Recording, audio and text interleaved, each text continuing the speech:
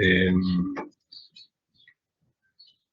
Todo el tema este del magnetismo, en realidad, tiene, o sea, se apoya mucho en lo que hemos visto en la clase pasada y en los repasos.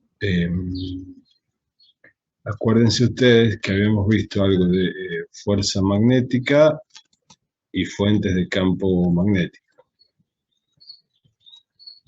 Habíamos charlado sobre todo el tema de líneas de campo magnético,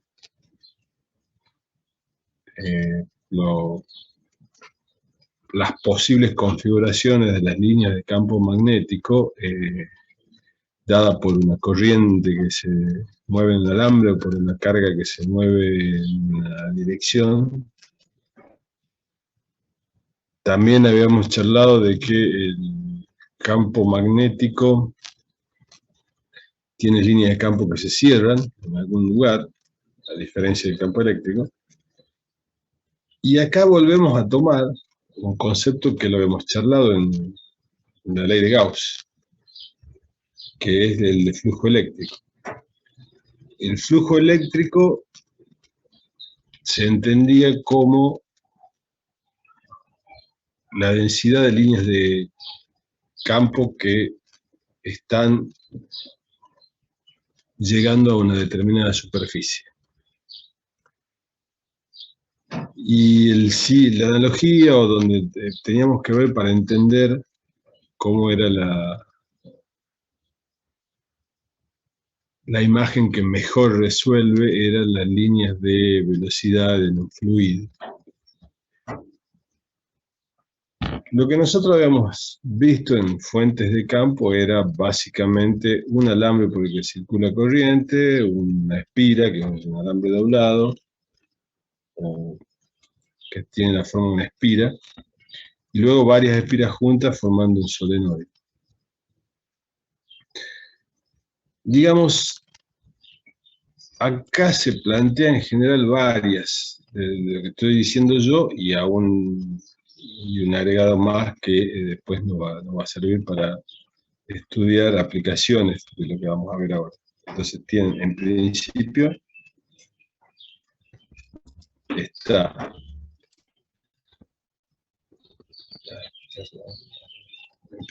existe. Sería este tipo de fuente de campo magnético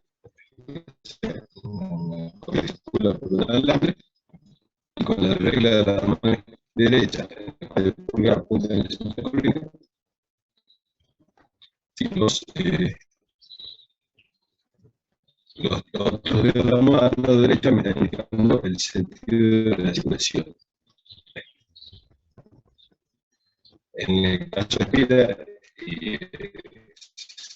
de la misma manera, y la línea de la magnética, una línea fundamental, pero ustedes piensen que la línea que entra en la zona interior de su nivel es esta que sale. Y esta fuente que estamos viendo acá,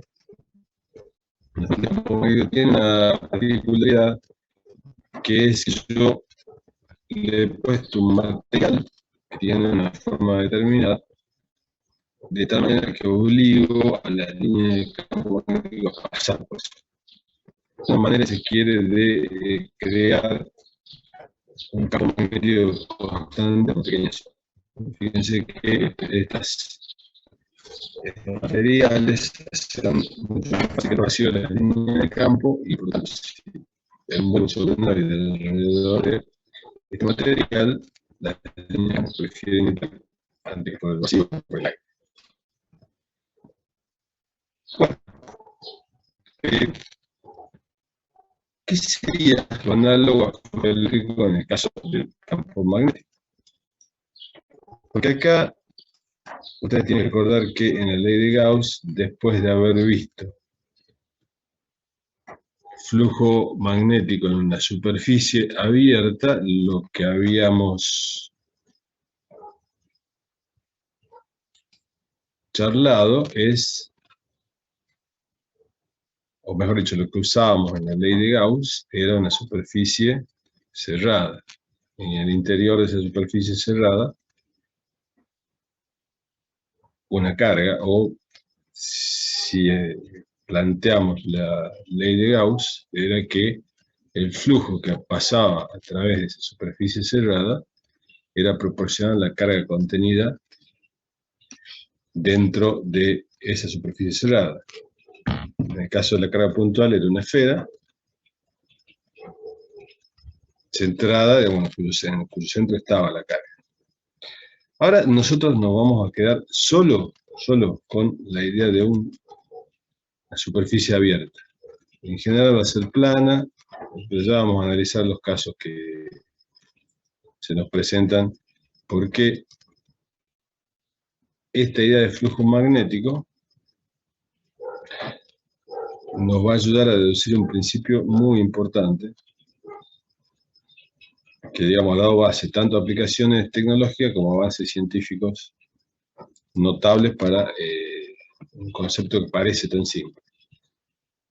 Pero bueno, lo que si uno piensa en ese formato de la ley de Gauss y se atiene a lo que veníamos diciendo, de que si el generador de la fuente estaba, de la línea de campo, estaba dentro de la superficie cerrada, ese flujo daba distinto de cero.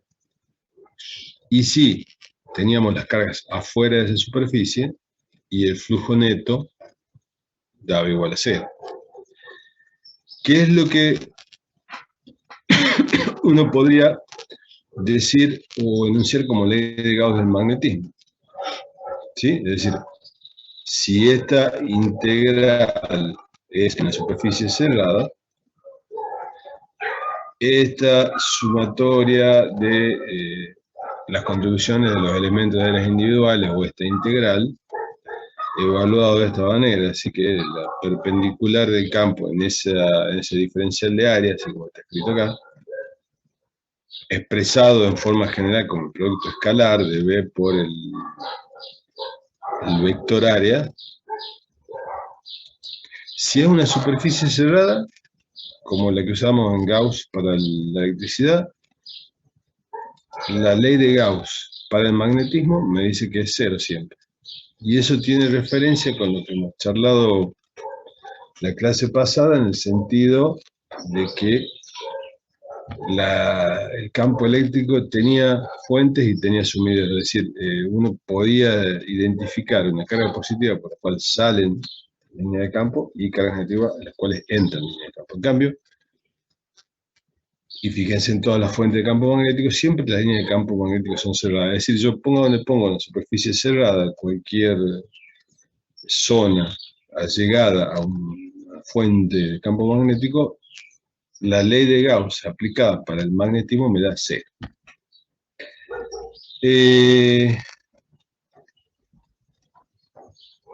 Digamos, esta definición vale para superficies cerradas o abiertas, está claro. Si la unidad del flujo magnético, como por definición es campo por área, entonces sería Tesla por metro cuadrado. Eso para tener en cuenta y siempre trabajando en el sistema internacional.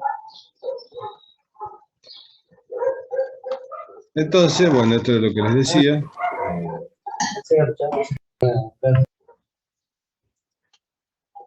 Si el flujo magnético a través de una superficie cerrada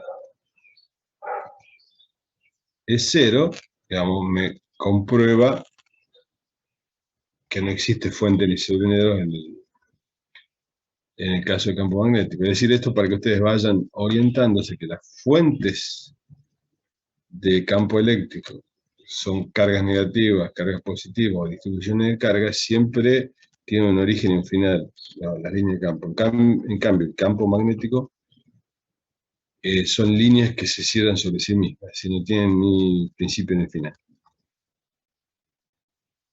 Esta es una de las leyes de Maxwell, la vamos a estar viendo cerca de fin de mes, que da lugar a justificar por qué existen las ondas electromagnéticas. Entonces, hasta aquí de las leyes de Maxwell tenemos la ley de Gauss para la electricidad y para el magnetismo.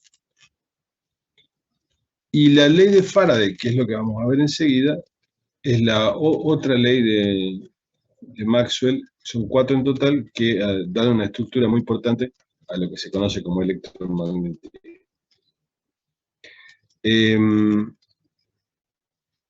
Breves cálculos, si bien, digamos, ya lo hemos hecho en el campo eléctrico, vale lo mismo, pero bueno, vamos, 2 ejemplitos que nos pueden dar una mano para terminar de asociar este cálculo de flujo magnético. Entonces, ¿qué tengo? Una superficie plana, tengo un área de 3 centímetros cuadrados, el campo magnético uniforme, fíjense cómo está, con un determinado ángulo, ahí tienen que tener muy cuidado cuál es el ángulo que estaríamos tomando. ¿Sí? Fíjense que el ángulo que me interesa, y retrocedemos un poquito, es el ángulo que hay entre el campo magnético y el diferencial de área, que eso es lo que me aparece en la definición de producto escalar. Por lo tanto, eso es lo que tengo que tener cuidado al analizar lo del flujo eléctrico. En este caso, antes que pase, esto se llama Weber. Un Tesla metro cuadrado tiene un nombre particular para flujo magnético. Digo esto porque en el problemita me dice, si el flujo magnético a través de esta área es de 0,9 miliweber, calcule la magnitud del campo magnético y halle la dirección del vector del área. Bueno, entonces, como lo que ustedes tienen que hacer cada vez que trabajen con flujo magnético es primero identificar el vector, campo magnético, ¿sí? Lo dibujan como vector, como línea de campo, y luego ubican el área con el ángulo que les propone el problema. Fíjense que en este caso tengo en el 30 grados sería entre la dirección del campo magnético y el plano mismo, ¿sí? O sea, esto es 30 grados. Y como a mí lo que me interesa es el ángulo entre el vector B y el vector área es perpendicular a la superficie. Entonces, si ustedes miran, y por cualquier método que se les ocurra de identidades trigonométricas o de geometría o lo que fuese, fíjense que una podría ser, el ángulo total es 180 grados, me dicen que tengo 30 grados acá, y este está a 90, por lo tanto, el ángulo que tengo entre el área y el campo magnético es de 60 grados. ¿Todo esto para qué? Bueno, pues fíjense que termino despejando en la ecuación, en la ley de Gauss, termino, o por la definición de flujo magnético, perdón, B por A por coseno del ángulo igual al flujo magnético, de ahí despejo el campo magnético y calculo con los valores que tengo cuánto vale ese campo magnético. Es decir, en la situación planteada, utilizando la definición, puedo ser capaz de averiguar el campo magnético conociendo el flujo, el área y el ángulo entre ellos. Digamos, este problema apunta a que tengan mucho cuidado cada vez que trabajen con la definición. O sea, repito, es ubicar el sentido del campo magnético y ubicar el sentido del vector área, y ahí usar la definición con coseno escalar de esos dos vectores. Este ejemplo es de un examen final. Supongan ustedes que tengo una espira cuadrada, ¿sí? Y encierra un área A1. Digamos, toda esta área por acá, y ya vamos a 1. Ahora, sobre esta esfera cuadrada, aplico, hago llegar una fuente, las líneas de campo, una fuente de campo magnético, de tal manera que las, suponga en este caso, tengo 4 líneas de campo entrando. Ahí está. ¿Sí?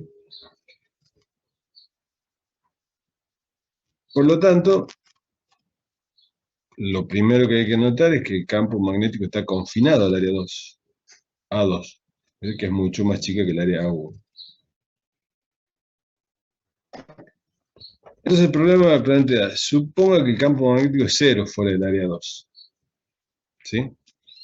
Ahora, el flujo magnético total a través del área 1, evidentemente, si uso la definición, va a ser el producto del área 2 por el campo magnético B. Sí, es decir, el flujo va a ser B por A2.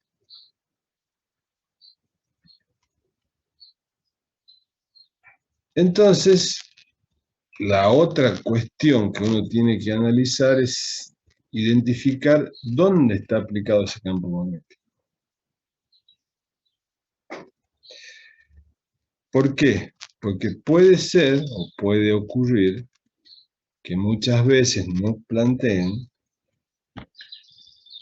que el campo magnético está en un área más chica de la que, digamos, puedo llegar a considerar. O sea, lo importante es tener en cuenta que para calcular el flujo magnético interesa tanto el campo magnético como el área donde se encuentra ese campo magnético.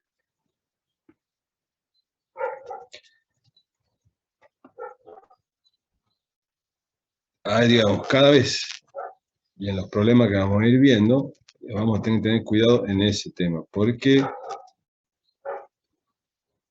la razón última de presentar esta magnitud es explicar que sobre un circuito, si uno piensa en espira como un circuito, puede aparecer una FEN inducida, o sea, una diferencia potencial, debido a variaciones del flujo en el tiempo. Supongan que tiene una espira y yo acerco o alejo un imán y pongo un voltímetro en los extremos de la espira, o un amperímetro. En cualquiera de los dos casos voy a ver cambios. En el caso del voltímetro voy a medir una diferencia de potencial y en el caso del amperímetro voy a ver circular una corriente. Ahora, eso es dependiente de si acerco el imán a la bobina o alejo el imán de la bobina. En un caso estaría aumentando el flujo y en otro caso estaría disminuyendo. Y esa disminución o aumento se evalúa con esta derivada del flujo magnético en el tiempo.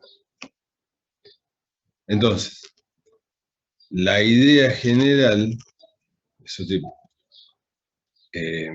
lean muy bien la teoría y en todo caso, como hacen ustedes, vayan a ver videos, yo les puedo compartir algunos que me parece que son los mejores que representan esto, no crean todo lo que ven en todo caso. Aparece que cuando sobre ese circuito hay un cambio de flujo magnético en el tiempo, me aparece una diferencia potencial o una corriente. Hay varias maneras, y esa la vamos a ir viendo detalladamente ahora, y el otro agregado, tengan en cuenta bien este menos, que ya charlamos bien qué significa, que esto es para una espira. Si tengo n espiras muy apretadas, tipo solenoide, entonces tengo que multiplicar las n contribuciones del flujo magnético. Por eso está planteado. Uno diría, bueno, miren, n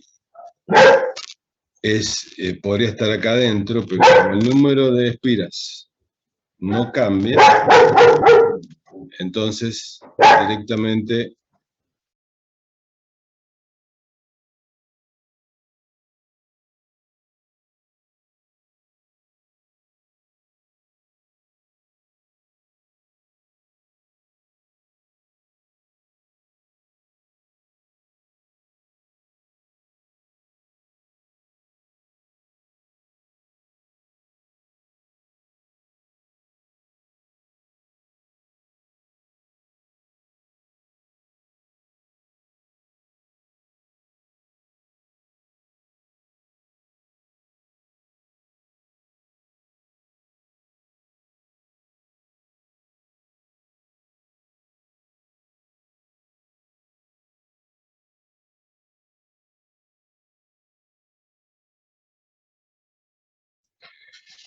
Bueno, lo que les decía es que si tengo varias contribuciones y el número de espiras no cambia, bueno, tengo que sacarlo afuera de la derivada y me queda esta expresión.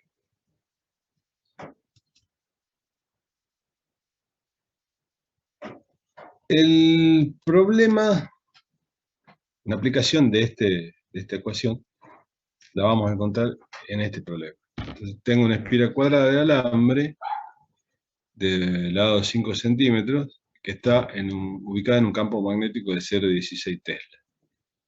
Vamos,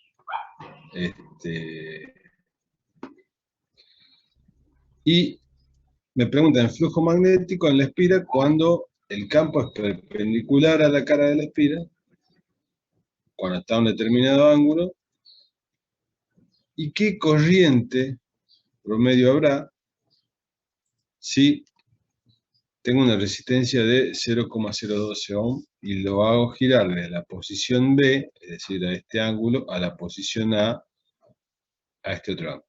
Sí, es decir, el problema me plantea, bueno, veamos el flujo magnético en una posición, en la otra posición, y después de tener la foto, hago la película. Es decir, ¿qué pasa cuando la muevo desde la final a la inicial en 0,14 segundos? Entonces,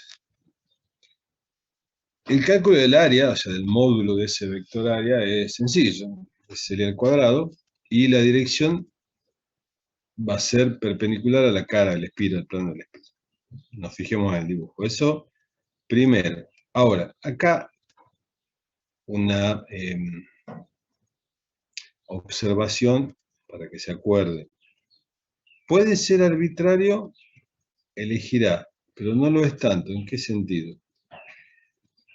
El vector A me está definiendo un sentido de circulación en el perímetro de este cuadrado. ¿Sí? En todo caso, después lo vamos analizando en caso por caso, pero lo vamos a necesitar acá. ¿Qué le quiero decir? Este vector A está asociado con una dirección que también viene de la regla de la mano derecha. Es decir, si el vector A hago coincidir el pulgar de la mano derecha, los otros dedos me indican una dirección, que sería en este caso este tipo de circulación.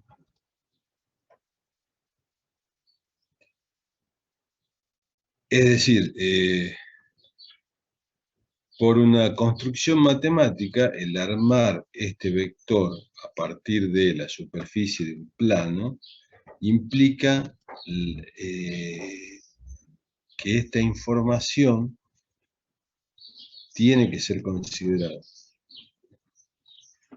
Y ya vamos a ver cómo. En principio, para el cálculo del flujo magnético en esta posición, lo único que tengo que ver es que, bueno, este es el caso general, ¿no? Pero si el área coincide con la dirección del campo, es decir, que este estaría inclinado de esta forma. Si es 0, coseno de 0 es 1, y entonces el flujo magnético en esa posición es 4 por 10 a la menos 4 B.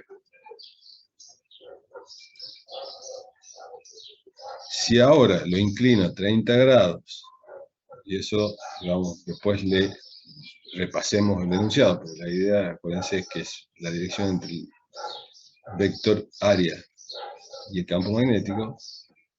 Calculo el flujo en esta posición y me da 3,5 por 10 a la menos 4 B. ¿Sí? Fíjense, el flujo en la nueva posición es menor que en la anterior. Es decir, a medida que voy girando en relación al campo magnético a ese plano, el flujo magnético es menor, y eso está bien. Digamos, si tengo 4 líneas de campo apuntando a un plano, a medida que yo mueva ese plano, va a llegar un momento en que el área va a ser menor y puede llegar a ser 0. Es en el caso que el coseno de phi vale 0, o sea, phi vale 90. Y bueno, esto digamos, para tenerlo en cuenta. El final en el punto B es menor que en el punto A. Porque eso sí tiene influencia en un cálculo posterior.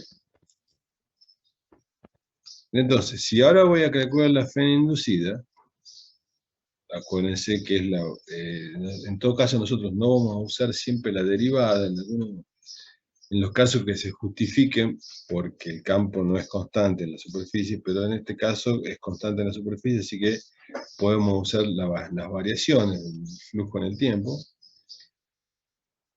En el caso este, fíjense que la variación, ¿sí?, siempre es final menos inicial. Lo final, digamos, tomando cuando está a 90 grados, perdón, a 0 grados, sería 4 por I a la menos 4 Weber, menos lo inicial, que es la otra posición, y lo divido en 0,14 segundos. Y eso me da una fe inducida de 3,6 por I a la menos 4 voltios. Estamos hablando de valores absolutos, en principio. Y ahí ahí les comento lo que les decía de la circulación. En principio, entonces, yo pongo un voltímetro acá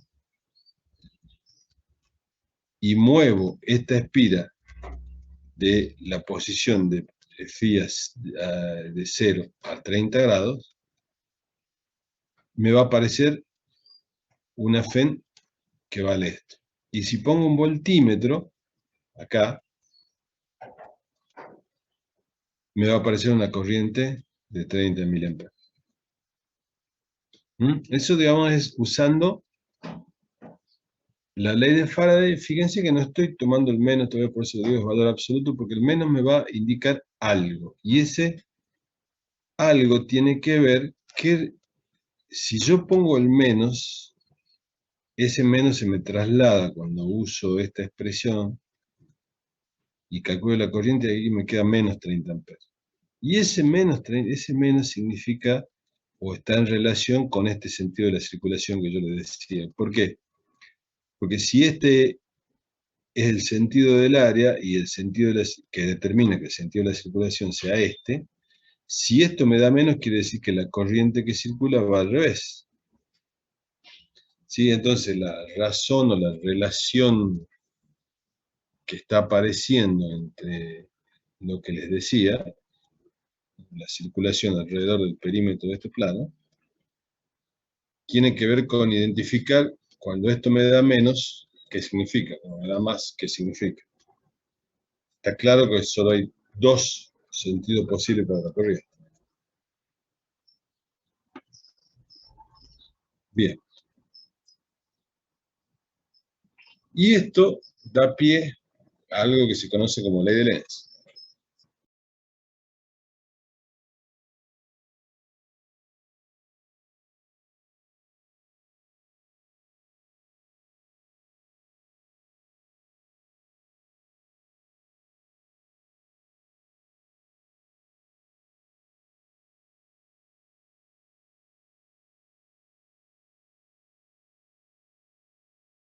Profe,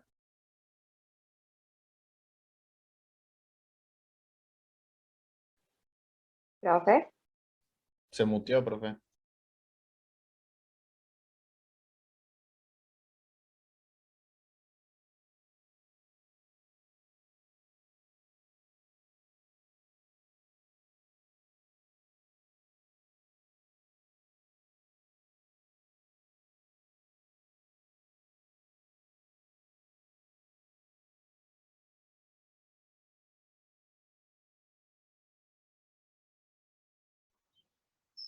Bueno, la ley de Lenz, ¿qué es lo que dice?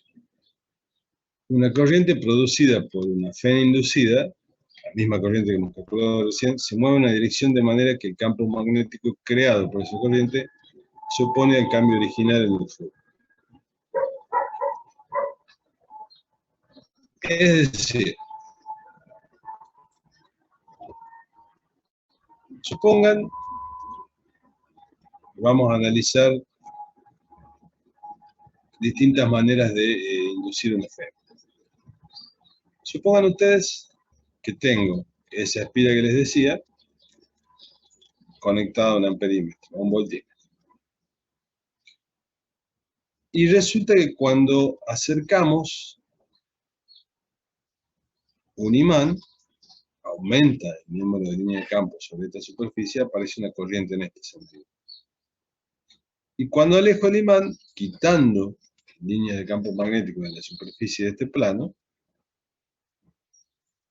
la corriente se mueve en el otro lado.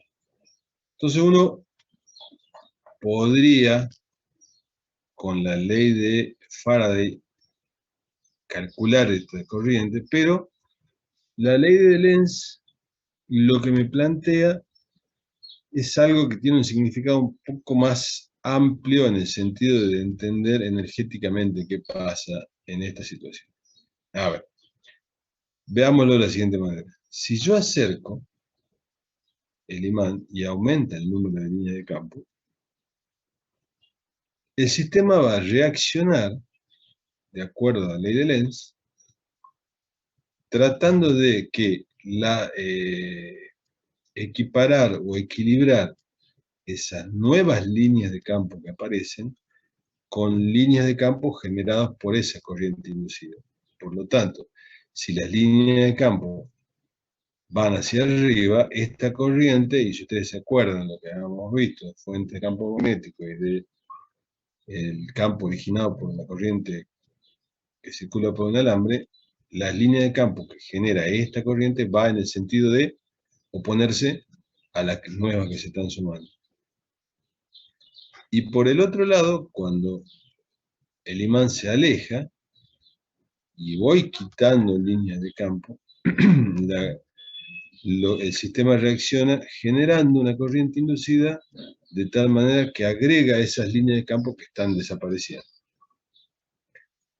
Esa es, digamos, la idea de la ley de Lenz, que nos aparece sucesivamente en todas las configuraciones que vamos a ver, y que lo que hace es tratar que el sistema reacciona para que esas líneas de campo no desaparezcan. A la larga desaparecen, por supuesto, pero la fe inducida o la corriente inducida tienen que ver con su papel en este cambio de flujo en el sistema.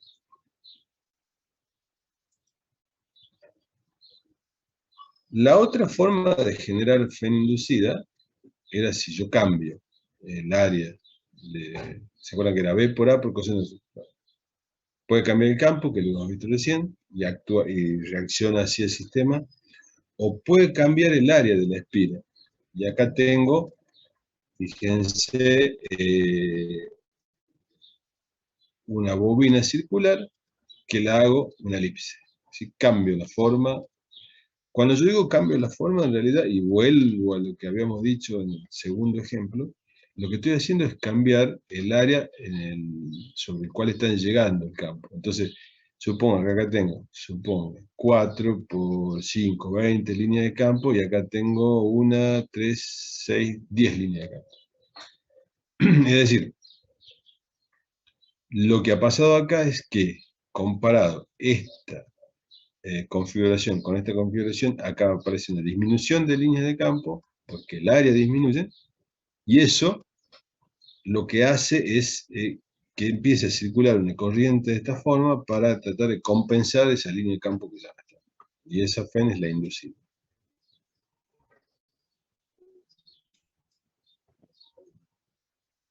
Y la otra forma de ver qué pasa con la ley de Lenz, cuando varía el flujo magnético, cuando cambia la orientación de la espira, es decir, cuando cambia el ángulo, el phi.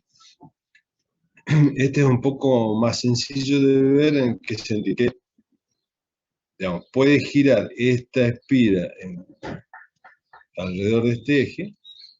Entonces acá tengo una cierta cantidad de líneas de campo, y lo que hago es girarlo de tal manera que ahora tengo un flujo cero. Acá tengo un flujo máximo y acá tengo un flujo cero. Entonces, el sistema lo que hace es, para cumplir la ley de Lenz, induce una corriente que trata de equilibrar todas aquellas que no están. Pero esto a la vez nos plantea tres formas de que cambie el flujo. por el área, por el campo y por la orientación relativa del área con el campo magnético.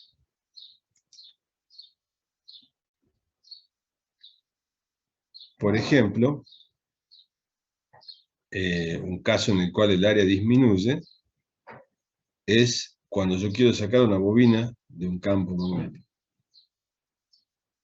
Entonces, ¿cuáles son los datos que me da el problema? Tengo la bobina de alambre cuadrada, de lado 5 centímetros, tengo una resistencia eléctrica de 100 ohmios, 100 espiras, y la colocamos perpendicular a un campo magnético uniforme de 0,6 Tesla.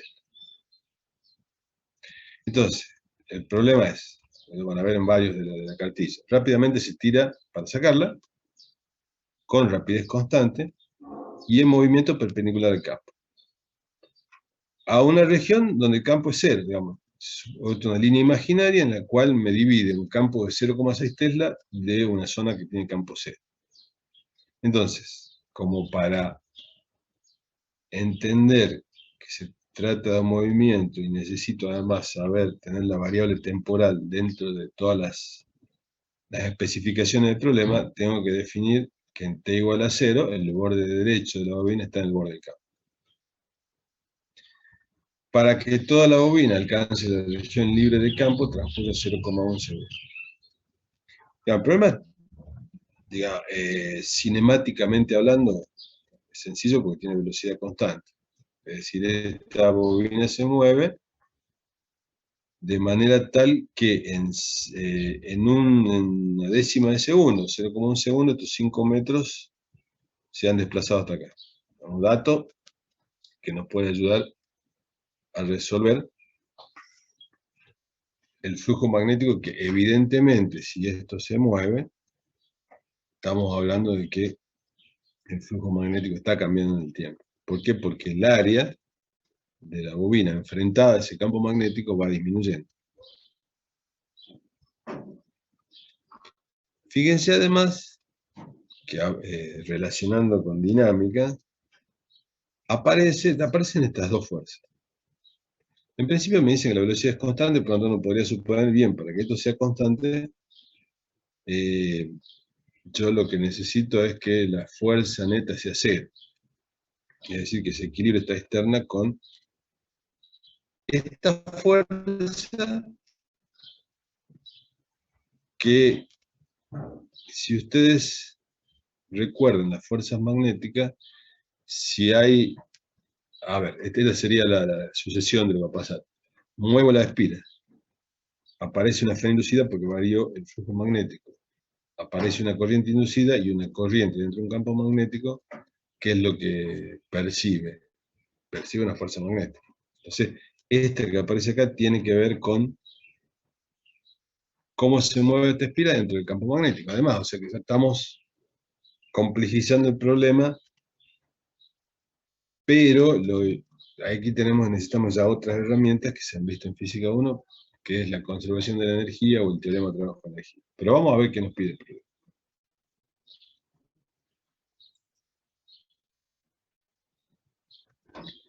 Bien, si quiero usar la ley de Faraday, lo que tengo que calcular es la variación del flujo magnético en el tiempo. Entonces, como les decía, tengo esos dos datos, por lo tanto, si tengo el área de la bobina, puedo calcular el flujo en una posición, la inicial, donde tengo este flujo, y en el final, donde esta bobina ya se ha desplazado y tengo cero de flujo. Y acuérdense que la variación siempre lo final menos lo inicial, entonces 0 menos este flujo inicial, por lo tanto, si divido en delta de t, fíjense que no estoy haciendo derivada, no hace falta, me da esta fren inducida en valor negativo, que tiene que ver con lo que les decía antes de la circulación definida por el vector área. Bien, entonces, esto me va a indicar un sentido de corriente que es la que tiene que aparecer para oponerse a la variación de flujo, a esta variación negativa de flujo.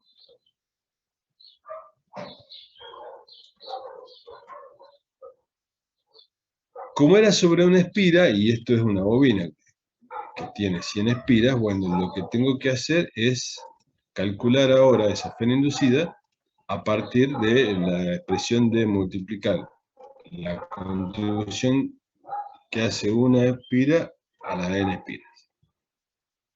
Fíjense que aparece el negativo y me queda el negativo de la ley de Faraday y me queda que esta es la diferencia de potencial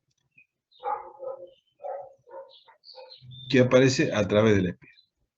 O sea, si corto la espira y pongo un voltímetro me da eso.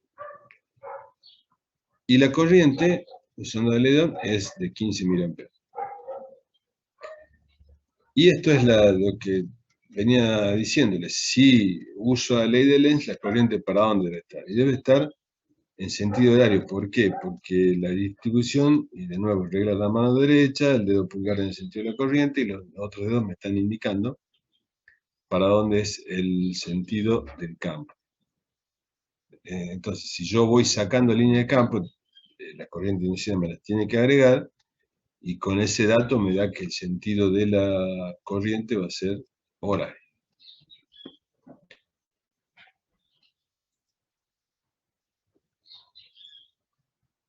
Y acá viene lo que les decía yo de usar teorema de trabajo de energía, o usar los conceptos energéticos para entender qué es lo que pasa, porque si aparece una corriente circulando en la resistencia, hay energía involucrada. Hay energía involucrada para moverlo, porque como ustedes saben, todo cuerpo en movimiento tiene energía cinética. Y debe haber trabajo, porque si hay variación de energía cinética, o sea, si estaba en cero y ahora lo tengo que llevar con una velocidad constante, significa que la energía cinética varía, en un caso cero, y no tiene un valor, y si hay variación de energía cinética de trabajo en la fuerza neta, bueno. Por suerte, digamos, uno puede evaluar la energía total disipada con lo que conoce de electricidad. O sea, la energía disipada por esta espira, si conozco la corriente, se calcula como I cuadrado por L por el tiempo que necesitaban sacarlo. Y eso me da que la energía disipada es de 2,25 por 10 a la naturaleza de Joule. Ahora, ahí viene la pregunta, ¿esa energía de dónde viene? Bueno, es el trabajo mecánico que tengo que hacer para sacar.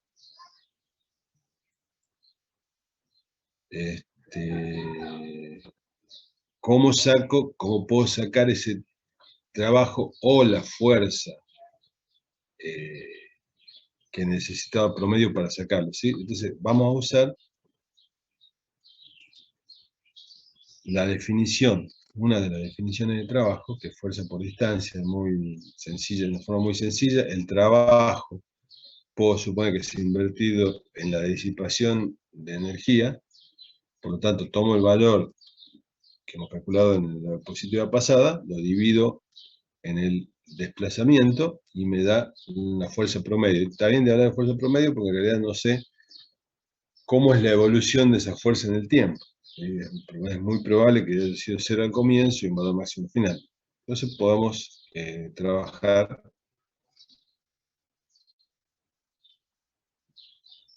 con ese valor promedio. Bueno, la pregunta de acá es si podemos encontrar esa fuerza con la otra forma que hemos encontrado ¿se acuerdan de F igual a Q vectorial velocidad por campo magnético, que en el caso de una corriente por un alambre era corriente producto vectorial entre la dirección de L y la dirección del campo magnético?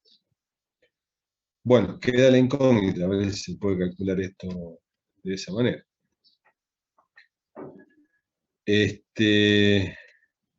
Bueno, hasta acá como introducción. En todo caso, como creo que este tema lo van a resolver recién la semana que viene, y los evaluativos también lo van a tener por ahí, estos serían los conceptos básicos para empezar a trabajar con ley de Faraday. Podemos ver un par de aplicaciones el miércoles que viene, ejemplos en donde se utiliza la ley de Faraday, y que da lugar, digamos, a lo que les decía recién, desarrollos tecnológicos que impactan hasta ahora. Digamos, tiene influencia en lo que hacemos y en cómo vivimos, tiene influencia toda la desarrollo tecnológico a partir de esto. Pero, digamos, resumiendo, lo que tienen que repasar y tener en cuenta, ley de Faraday y ley de Lenz, flujo magnético sobre una superficie abierta y las distintas maneras de generarse FEM. Por variación de campo, variación de área, variación del ángulo, que eso tiene que ver con esa derivada en función del tiempo. Bueno, hasta acá. Espero que no haya sido demasiado denso, pero bueno, el tema es así y los que vienen van a estar en este, ¿cómo les diría? Vienen complicados, porque ya, digamos, vamos a hacer pie sobre todo lo que se ha aprendido antes. Así que bueno, no sé si tienen alguna pregunta, o quieren que hagamos algo, me avisen.